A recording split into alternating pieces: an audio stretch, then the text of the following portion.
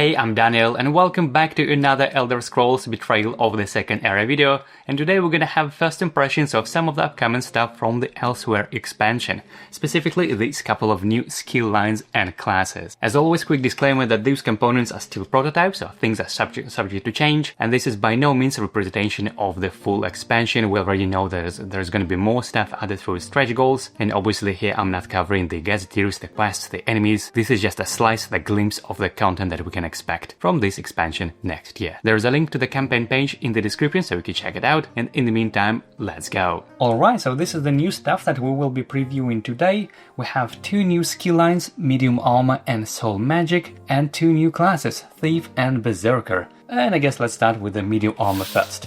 So medium armor is a stamina-based skill line, and it does require you to be in defensive battle form in order to use and roll these dice, and the first of which we have called evasion. When you are dealt damage by an enemy, you may exhaust this die to prevent 1 damage. If your cooldown track has X dice or fewer, recover this die instead of exhausting it. So this is the whole kind of new unique twist to this skill line specifically. These dice may be not as strong on their own sometimes, but the unique part is that they bounce back to your available slots instead of exhausting them if your cooldown track has X or fewer dice, which is definitely not something we've seen ever before. Now moving on to the level 2, we have shuffle. After you are dealt damage by an enemy, you may exhaust this die to move up to 3 hexes. And again, if your cooldown track has X dice or fewer, recover this die instead of exhausting it. And by the way, it looks like all the maximum values on all of those dice is 6, which is a little bit just under half of your cooldown track, which I believe fits 13 dice. So if you have just under half of your full cooldown track, you can recover those dice instead of exhausting them. And on the other face of this die, we have gain 1 tenacity and remove 2 light fatigue from your cooldown track, which again kind of fits the theme of leaning down and making your cooldown track as clean as possible, as opposite to cluttering them with some other dice that you would normally do to prevent damage. So this effect is after you deal damage, you may exhaust this die to move up to 3 hexes. How useful is that? And I think this actually can be quite useful, especially if you're not playing with any difficulty modifiers where enemies can move more than 2 hexes, but if you're playing with just normal basic rules, even on expert difficulty, and especially if you're playing in true solo and you find yourself surrounded by a bunch of melee enemies, it's basically as soon as the first enemy hits you, you may place yourself move up to 3 hexes, which means all other enemies, they may normally just would be able to reach you, then won't be able to reach you. I think this might be particularly helpful in delves or certain endgames. I can definitely see some use cases there. Now overall, not the strongest effect, but nevertheless, particularly for true solo players, I think this can indeed help you in certain situations. Moving on to the next die, we have elude, so you're preventing 2 damage for each miss rolled by the enemy. And this is actually quite big. I mean, just imagine an enemy rolling 3 combat dice, 2 of them landed on 1 damage each, and the third one landed on a miss. But with these dice, that would be pretty much no damage to you, because 1 miss can prevent 2 damage. It's basically an upgraded version of dodge ability, dodge enemy skill, or the rogue innate ability where you prevent 1 damage for each miss, but in this case you prevent 2 damage for each miss, which I think is actually pretty good. Of course, it's totally possible that you roll a bunch of enemy dice and none of them landed on a miss. In that case, it can be a little bit bummer because you won't be able to prevent any damage, so definitely not the most reliable way of damage mitigation, but can potentially, I think on average, it should work pretty well. Oh, and by the way, on the other face of this die, it says after an enemy rolls enemy combat dice against you, you may recover this die to change 1 result to a miss. So can be a little bit help here as well. Okay,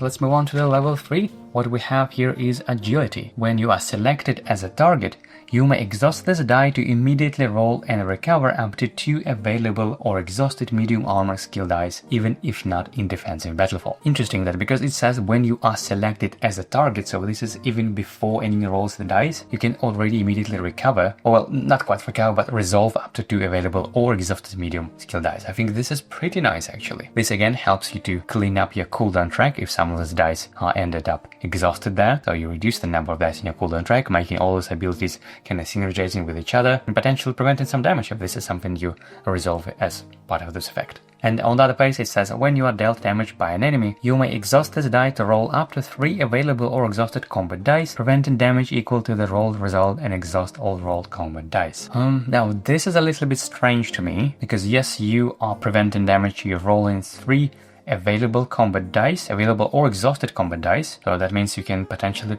prevent within the range from 0 up to 6 damage potentially, which is pretty good, but then you exhaust those dice, which again goes maybe a little bit anti-synergy with the notion that you don't want any dice to be exhausted ideally. And I think it would be amazing if after rolling these dice you would make them maybe available again, so basically just as a free combat dice you roll them to prevent that much damage, but then not placing them in your cooldown track. I think this would work probably even better than that. Of course that could be a little bit too strong, I don't know, at this particular side just maybe feel slightly underwhelming to me, I must say. Alright, so moving on to the next level 3 die, we have Athletics. A medium armor skill dice can be rolled in any battle form. Wow, this is big. And when resolving other medium armor skill dice, ignore all thief skill dice when counting the number of dice in your cooldown track. When you are engaged by an enemy, you may exhaust this die to prevent gaining fatigue or status die for the rest of that turn. Okay, so just in case you are not aware, what this little symbol does, it's basically a thief constellation, all skill lines that have the same symbol here at the bottom of this reference sheet, and this probably gives an idea that clearly this is designed to be kind of with other thief constellation skill dice, maybe something like assassination or things of that sort. So I think this is pretty decent, and of course the biggest impact on this die is the fact that it can be rolled in any battle form. Now my only issue with this and with the second part, that you ignore all the thief dice from your cooldown track when counting number of dice, I think this gives just a little bit more of mental overload when just thinking your cooldown track. Just imagine having 12 dice in your cooldown track and you need to count like, oh, how many thief skill dice I have them. Okay, so that is 10 minus 2, I have 8. Is it more than 6? Yes, so that means I'm not recovering this dice and it goes exhausted. I don't know. There's just a little bit of extra maths and arithmetics. I don't know. Hey, maybe it's just me, but we need to see how it's gonna play in action. And finally, moving on to the level 4, we have Dexterity. When you are dealt damage by an enemy, you may exhaust this die to then roll 1d6 for every 2 dice in your cooldown track. If you roll no d6s, prevent all of that damage dealt. So I probably need to read this again. So you roll 1d6 for every 2 dice in your cooldown track, and in order to prevent all of that damage, you need to roll no d6s, which means your cooldown track must have just either 1 or no dice at all in your cooldown track. I think it kind of fits the name of Dexterity. Obviously, if you're not overloaded with all those dice and fatigue, you are very nimble, you can just completely ignore all that damage. Although I must admit, it's pretty hard to have no or just a single die in your cooldown track, especially if you're playing on expert difficulty, and especially even more if you're playing with any difficulty modifiers that pretty much all of them add some extra life fatigue in some way or another. So what's kind of my first impression of this skill line? I must say I have a little bit of mixed feelings. First of all, the fact that you can prevent damage without cluttering your cooldown track, because all of those dice, they sit in your active slot. This is in a way slightly can increase your damage, because by not cluttering your cooldown track, that means you can recover all the damage dealing dice more quicker, and therefore you can deal more damage, more consistent damage every turn. I think this is kind of probably the main kind of thing, the main theme with this medium armor skill line. That being said, I think it's just somewhat underwhelming in some ways or another. For example, here in this Dexterity, if you have no d6s to roll, which means if you have completely clean cooldown, I think this is just not realistic. Again, especially if you're playing on expert or especially with difficulty modifiers, you can essentially only do that if you can somehow recover all those dice after engage, because obviously enemies are acting after adventurers, which means it's first you doing your turn, hopefully dealing some damage or doing something useful in other ways, then you end your turn, and then when enemy engages you, you need to have basically no dice in your cooldown track. But that is just unrealistic to have after your turn. You obviously always have some dice in your cooldown track. So I don't know, unless of course you drain all of them or you place all of them in your active slot, but again, I don't think this is very realistic. For the Athletics, as I said, my only concern is that it just adds a little bit of mental overload, just looking what dice are, Thief Constellation, whatnot, and of course people like me who played 500 hours with this game already know what the dice are, but I can imagine for beginners that might be just a little bit extra way of checking, oh, is this from this skill line or from that, just slow down the process. And overall, I think this skill line needs to do some other effects just a little bit more. If you compare it, for example, with heavy armor, and yes, it clutters your cooldown track, which means you're not able to do as many engages with damage dealing dice because your cooldown track is full with them, but you can also gain extra tenacity with Juggernaut, you can have extra movement, you can have some damage back with a reflect build, so there is some other cool things, other toolkit built in the heavy armor skill line. And then of course we have a light armor skill line, which is just packed with all the good stuff, with a different toolkit that is very useful across pretty much any builds you want, whether you're playing as a spellcaster, obviously, but even if you're not a spellcaster, we have enchant weapon that is actually designed not for spellcasters, even though the skill line itself can be rolled only in magic battle form. And then of course we have concentration with just an amazing damage dealing skill. So I would say out of all kind of armor skill lines that we have, of course not even mentioning acrobatics because it's not technically kind of not an armor, although sometimes you can think about it this way as well. I think medium just a little bit underwhelming, and I really hope that by the time we'll see this in the final release game, we'll see just a couple of more extra things to the toolkit, whether it's some tenacity reduction or extra movement. I don't know exactly. I must admit that I have no idea how to make this better, but I think it needs to be a little bit better to be at least on par with other armors. Alright, moving on to the next one, we have Soul Magic. Finally, a new damage dealing skill line that we can use for our spellcasters. So first of all, we have quite a bit of text here on the rules that you can extra things that goes along with the skill line. So let's read that. When soul trap dice are placed in your active slots, they are called soul gems. You may choose not to exhaust these dice at the end of a battle. Many soul magic dice have a bonus effect that may be resolved at the end of the engage, and this effect cannot be resolved for a die that rolled on tenacity side, and you can resolve the same bonus effect more than once in a single engage. Okay, so it says soul traps can be placed in active slots and they called soul gems. Okay, so here is the first die of level 1 called soul traps. This is exactly what it's referring to. It's a basic damage dealing dice that on the one side it deals X damage to your target, and on another rare occasion it deals 1 true damage to your target, which is pretty cool. It's not as strong as you compare it with Destruction Staff level 1 skill die, but at least there is no harm in any way to any adventurers. But here the unique part is that we have a bonus effect, which is exactly what we're talking about. So you may place 1 soul trap die rolled this engage into one of your active slots for each enemy that was defeated this engage. Alright, so I guess this is how we're gonna get our resource, soul gems, that we can spend on some other abilities. And let's find any way how we can spend them.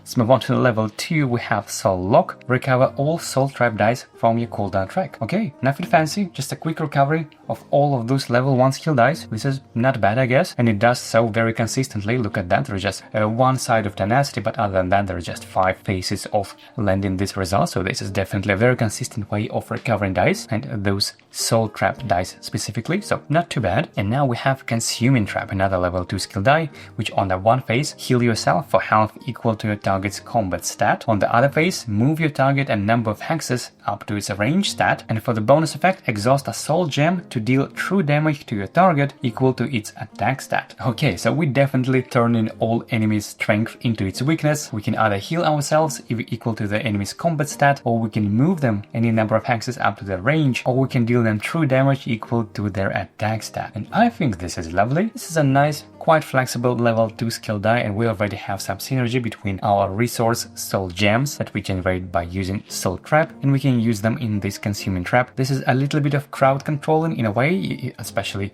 if you move enemies. Moving an enemy with a range 7, just a very far away, up to 7 hexes, that could be hilarious, and potentially dealing up to probably 5 true damage. I think 5 is probably the biggest combat stat we've seen on the enemy. Oh, and by the way, it says attack stat, but I believe it meant to be combat die, but yeah. Anyway, up to 5 potentially true damage. Definitely not too bad for a level 2 skill die. Okay, let's move on to level 3. We have Soul Strike. Roll 2d6 dice, deal damage equal to 1 result to a party member in sight, then deal damage equal to other result to your target. After rolling, you may choose to reduce both results by 2 to a minimum of 1. Okay, so apparently I was wrong about no harm compared to some destruction stuff. Apparently it's also here as well. I guess that's the cost of messing up with magic. So we're rolling 2 dice, and we can apply basically 1 damage to your target and 1 damage to a party member, but the good thing is that you can choose which one goes to which. I think this is pretty fun. It's genuinely fun just seeing and hoping that ideally you would want to see result 1 and 6, obviously dealing 6 damage to the enemy and 1 to adventurer. That kind of their deal case. And probably the worst case if they both roll on 6, that can be brutal, of course, even though you may choose to reduce both results by 2, so that would be 4 damage and 4 damage, even though still quite a lot. But yeah, I think this is fun. And on the other phase it says just deal 5 damage to a target and 1 true damage to yourself. This is kind of more balanced result, I guess. And of course we have bonus effect. We can exhaust a soul gem to remove all status dice from one adventurer's cooldown track. Okay, so we're not only dealing some damage, but we can also have a little bit of utility, which is not necessarily tied even to this specific effect. We're just dealing damage, but we can also remove all status dice from adventure. I think this is pretty good. I like the flexibility. Again, those bonus effects are optional as far as I can tell. So if you need to remove any dice, you can roll that. If you don't want to do that, you don't have to. So I like it. Looking pretty good so far. Now moving on to the next level 2 skill die called Soul Assault. Deal X damage to your target, which is up to 5 damage. And for bonus effect, we can exhaust 2 soul gems to apply a fear status die to a targetable enemy. Alright, so dealing 5 damage to a target is, I would say, it's pretty decent. It's quite similar to Elemental Rage from the destruction stuff, of course, with the benefit that you don't need to blow up a chip and you don't need to have them in the first place. So this is just completely independent, just straight raw damage with a range from 3 to 5. I would say from no damage to 5, from 0 to 5, because there are 2 misses, but yeah, I think this is pretty good. But of course you can exhaust 2 soul gems to apply a fear status die to a targetable enemy, and because the way it's phrased, a targetable enemy, that could be any enemy, not necessarily the one that you are dealing damage to. So this is great. This is a very rare case that we can apply fear on demand essentially at any time for the cost of just exhausting 2 soul gems. I think this is great. A lot of flexibility, decent damage, yes please. And finally, onto level 4 we have Soul Shatter. Deal true damage to your target equal to the HP you are missing when compared to your health stat. And for the bonus effect, exhaust any number of soul gems, and for each soul gem exhausted, also deal the true damage from this die to an additional targetable enemy. Oh, wow. Okay, so let's just theoretically think how much damage this thing can deal. If you play with any race that has a starting health of 5, that means you can train 6 more, so you can have 11 health stat. So if you have 1 just health left, that means you are missing 10 health, and so therefore you can deal 10 true damage to your target. But just theoretically, if you have all 4 soul gems sitting in your active slots, you can exhaust them and also deal the same amount of damage to an additional targetable enemy. So we are talking about 10 true damage to up to 5 enemies. Now, obviously, it's very hard to get that numbers, because you would need to have 11 health, you would need to obviously just sit in with the last half chip, so you would be missing 10 health, and you would need to have all 4 soul gems sitting in your active slots, which are just level 1 skill dice. Of course, obviously completely understand that this is just a theoretical example, but that is still possible. And I don't think we've seen any skill line that has that high damage ceiling. Again, 10 true damage to 5 targetable enemies. This can be potentially a one-shot in the entire clash pretty much, especially given that those soul gems that can persist in your active slots within battle. I mean, from one battle to another. So if you really want to get this crazy damage, you can potentially train 2 copies of this Soul Shatter and 4 just basic level 1 soul traps that you turn into your soul gems. And yeah, this can be just absolutely ridiculous damage. So all in all, my first impression of this skill line is that it is absolutely beautiful. It's fun, look at this Soul Strike, and it's flexible with all those extra additional effects like fear and removing status dice and recovering dice. And generally speaking, I like this kind of mini game of having some kind of resource generator and resource spender that reminds me of the way some video games designed, like World of Warcraft, for example. A lot of abilities, they are kind of basic abilities that don't deal much damage, but they generate some resource, and then you can spend that resource on some other ability spenders. And this is exactly how this soul magic is designed, from what I can tell. And yeah, it just looks so much fun, and it's so strong, and I think they just absolutely nailed it. Big thumbs up for Soul Magic, yes please. Now moving on to the next stuff, let's talk about the Thief class this time, and let's see what it can offer. When deploying yourself at the start of a clash, you may gain a light fatigue to deploy to any unoccupied hex. And I must say that I'm pleasantly surprised with the way it works. Deploying yourself into any unoccupied hex can be a huge strategic advantage, especially if you're playing as a melee character. Maybe you want to come closer to a very specific enemy, or you maybe want to avoid certain melee enemies that are standing close to the entrance hex tiles. So I think this alone thing is just already good stuff. I like what I see here. But of course, let's see what the class abilities can offer, and the first one is Extra Pockets. For 1 tenacity interrupt, after any adventurer discards an item due to enemy skill steal, gain that item.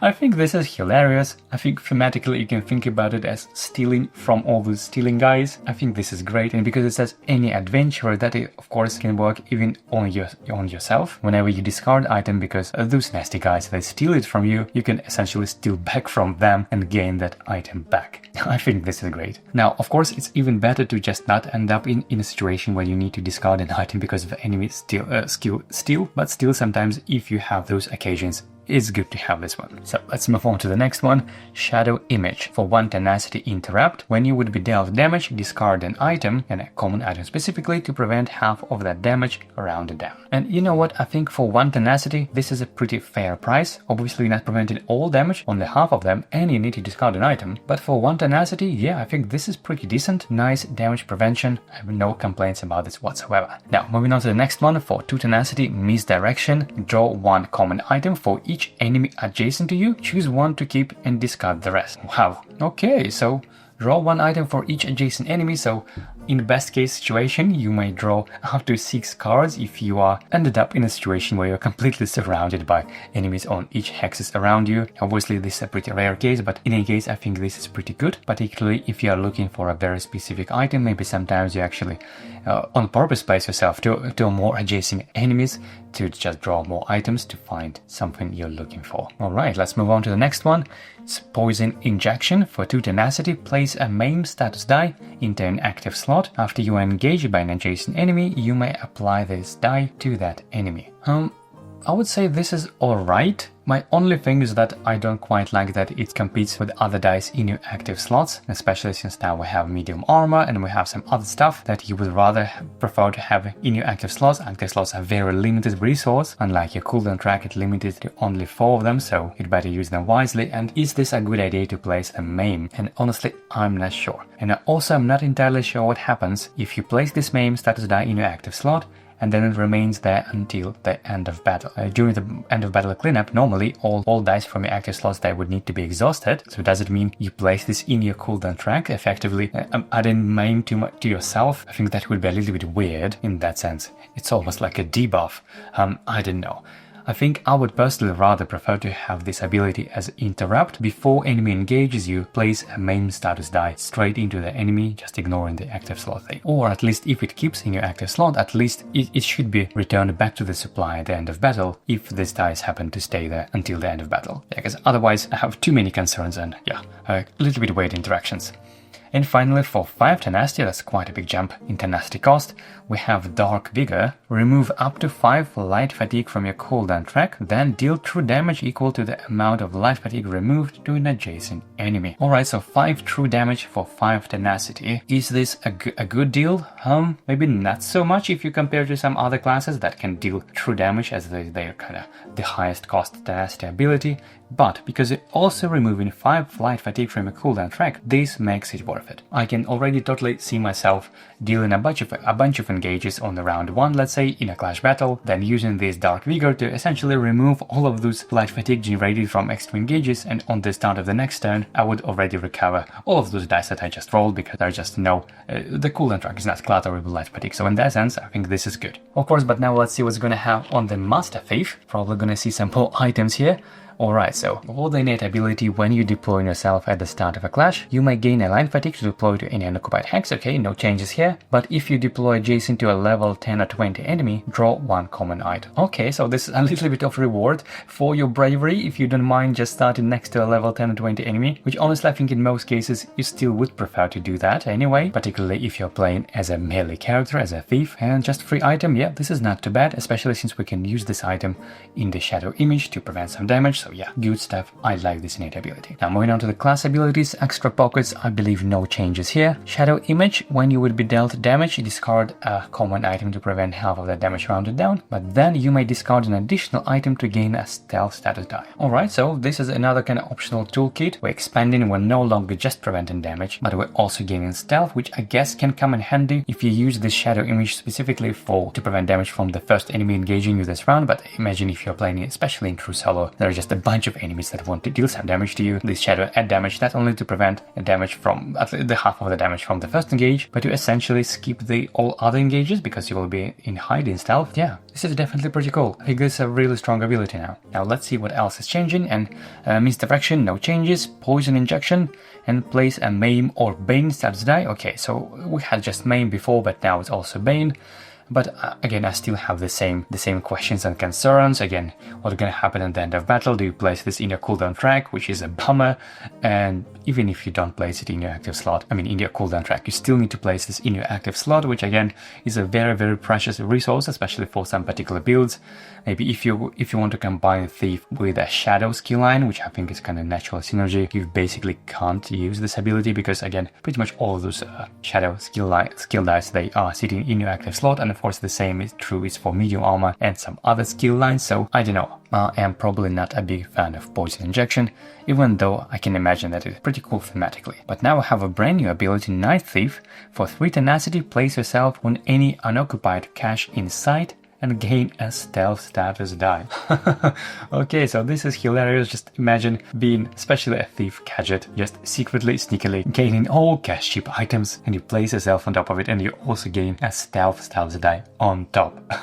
Yeah, I think this is pretty cool. This is quite strong in certain situations, so this can be quite a big teleport, if you will, because this cache chip inside can be even, 10 hexes away potentially. You get some extra loot and then you save there until the next round, basically, while you have this stealth in your cooldown track. So yeah, this is pretty cool and fits the theme class thematically, I think, really nicely. And finally, yeah, Dark Vigor, no changes here, but I think this ability is already pretty decent. So yeah, overall, I think the Thief class delivers on the theme, on its fantasy of being kind of agile, but also, of course, having more items and then using those items to prevent damage, and being just very, very mobile, teleporting, deploying on the start of the clash battle right away whenever you need to. And with a Night Thief, you can again roaming around, collecting all of those cache items while being in stealth. I think this is pretty cool. And finally, moving on to the next class, it is Berserker. And let's see what's gonna happen here with this new mechanics with this class. So we have quite a lot of rules and extra text in our innate ability. At the start of your turn, if you are not at full health, you must roll the Rage die. Then resolve a free class ability with a tenacity cost matching the rolled result, if possible. An ability triggered by the Rage die may still be triggered during your turn for its tenacity cost as usual. Alright, so let's have a look at this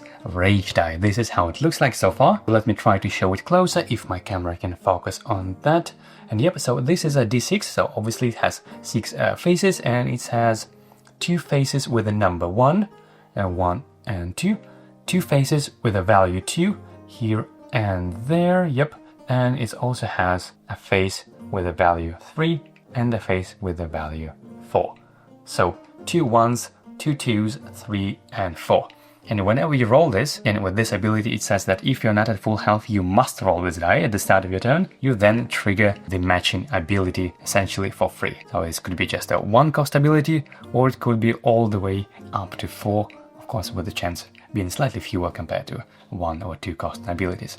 Alright, so let's see what those abilities can do. First, continuous attack for 1 tenacity, deal 1 damage to each adjacent unit. You may gain light fatigue equal to your current health to ignore defense on all enemies for this engage. And I think this is actually great. Just a little bit of area damage around can be potentially turned to true damage essentially, if you don't mind gaining some light fatigue. For 1 tenacity, yeah, I think this is not too bad. Okay, moving on to the next one, we have Vigor. For 2 tenacity, gain 1 bonus health, and the weakest adjacent unit also gains 1 health. This is a little bit weird.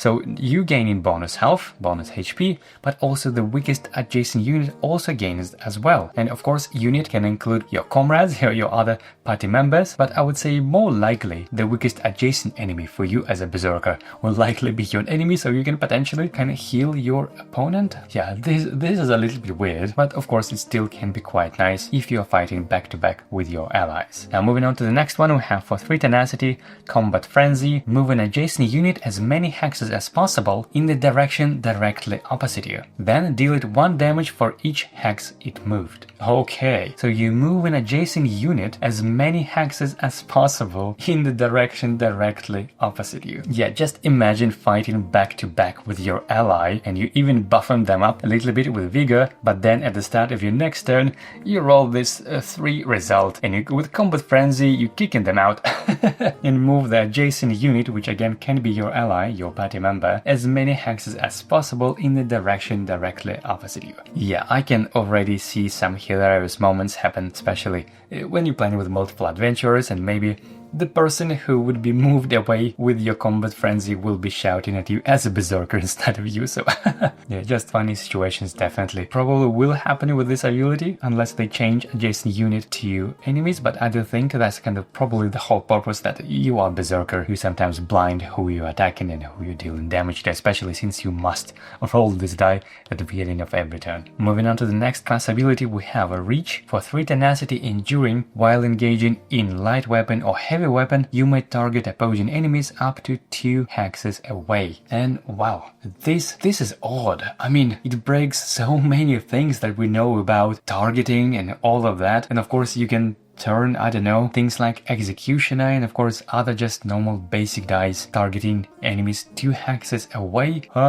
Obviously very powerful. I'm not sure how it works thematically. Do you like extend your sword or your greatsword or whatever that is? Or you just throwing things at them? I don't know how it works thematically, but this is definitely a very strong ability and it can even potentially break a thing or 2, I don't know. But it surely sounds fun. And finally, for 4 tenacity, we have charging maneuver. Choose a direction and move as many hexes as possible in that direction. You must choose a direction that would let you move if possible. If you would move into a unit, stop moving and deal that unit 1 damage plus 1 additional damage for each hex you move. Then deal yourself damage equal to half of this amount, rounded down.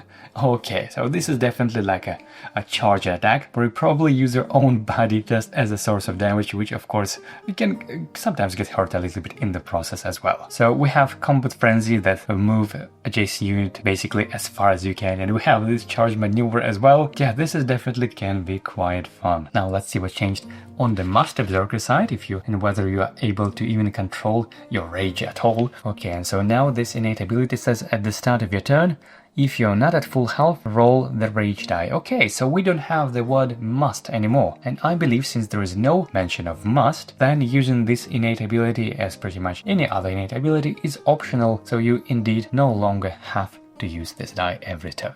Okay, but you can still if you want to. Okay, now the rest is the same, but after defeating an opposing unit, gain one bonus health. Okay, so this is pretty cool. Basically, every time you defeating an enemy, you gaining 1 bonus health. This is nice. I like it. So let's see what else is changing. No changes here, no changes. Okay, in Vigor, we have to gain 2 bonus HP instead of just 1, although the weakest adjacent unit still gains just 1. It steals unit, not only your ally, so yes, you can potentially heal yourself as well as the enemy. Yeah, this is a little bit strange, but we have Combat Frenzy, move an adjacent unit as many hexes as possible. Okay, deal 1 damage plus 1 additional damage for each hex they moved. Let's switch for a moment. I don't quite remember what was there. It was then deal it 1 damage for each hex moved. Okay, so it's now 1 plus X rather than just X. Alright, I guess makes sense. Now reach, no changes, and yeah, of course, this is already so OP.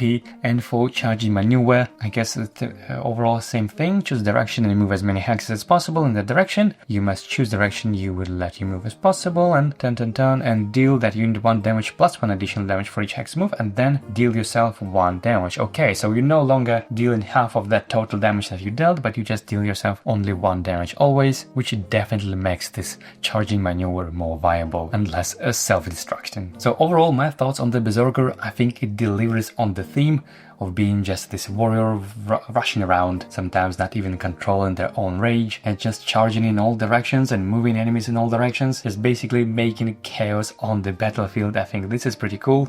And this specific ability, Reach, I think this is what changes pretty much everything. I mean, just imagine using all of those things, all of those melee skill lines within 2 hexes away now. I probably need to play to see how this in action, how that does it actually feels in action, but we can probably imagine that it might break a thing or two. But yeah, nevertheless, that was the Berserker, and I think it is good. But of course, you might have a different opinion, and you guys please let me know in the comments which of this stuff you're most excited about. My favorite pick from this set probably would be Soul Magic. I think this is just absolutely brilliant, the way it's designed and all of that, but yeah, I'm curious to hear your thoughts as well. And that's a wrap for today's video, but before we sign off, just want to let you know that I have now a dedicated playlist specifically for all new stuff on this campaign. There is already a video with my honest thoughts on the campaign itself, plus of course all the individual first impression videos for different expansions with new classes and new skill lines. Definitely check those out, and of course I have beyond that more than 20 of other videos of the Elder Scrolls on my channel with a deep dive, class guides and skill line breakdowns. Definitely check that out if this is something you would like. And of course don't forget to hit the subscribe button to not miss any of the new uploads for the Elder Scrolls and other games on my channel. And well, as always, thank you for watching, and I'll see you in the next video.